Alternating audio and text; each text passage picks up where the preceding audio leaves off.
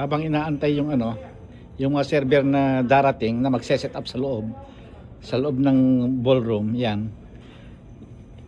Kailangan i-check ko lahat ito kasi yung mga server maglalagay ng tubig. Ito yung water glass. Water glass, yan. Ito yung pinakita ko kanina, Saturday. Dinner Saturday. Ito, yung water glass. At hindi lang yan i-check ko. Kailangan titignan ko yung mga plates sa main course, kailangan mainit. Kaya pupunta ko sa baba at i-check ko rin yung hot box kung saan yung mga plates na nilagay ko ay kailangan mainit at saka cover. Kaya pupunta tayo doon.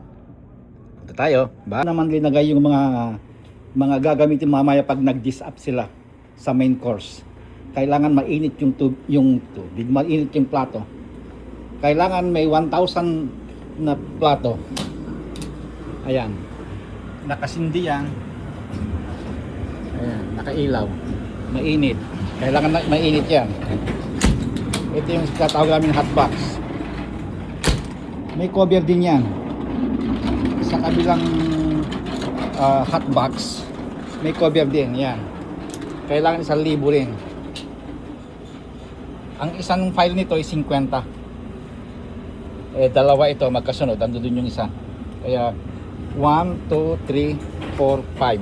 500. And then another 500 sa baba. Kaya 1,000. Ayan. Ganon din ito. Ano? Itong plato naman, ang bilang namin dito ay 25. Kaya ang karga nito is 750. Ayan. Kine-check ko ito kung mainit. Talagang mainit. Kailangan medyo mapasok ka. Medyo pag gano'n mo ay medyo hindi ka magtatagal. Kaya ito, ayan, nakasindi yan dalawa. Ayan.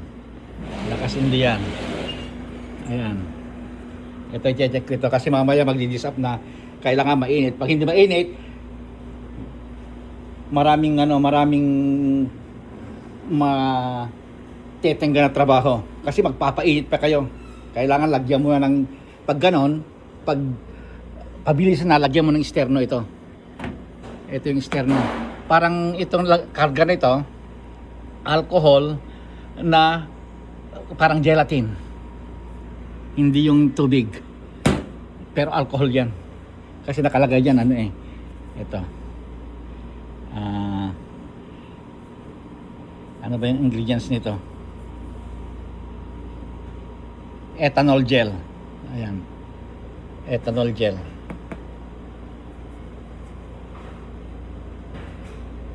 Yan, ethanol gel. Gel. Pag ano, hindi ka pa kontento, pwede mong lagyan yan. Okay. Punta ko sa sa ballroom para magtatambay doon, titignan ko kung anong kailangan ng mga magse-set up na server. Okay, yun lang. Bye-bye.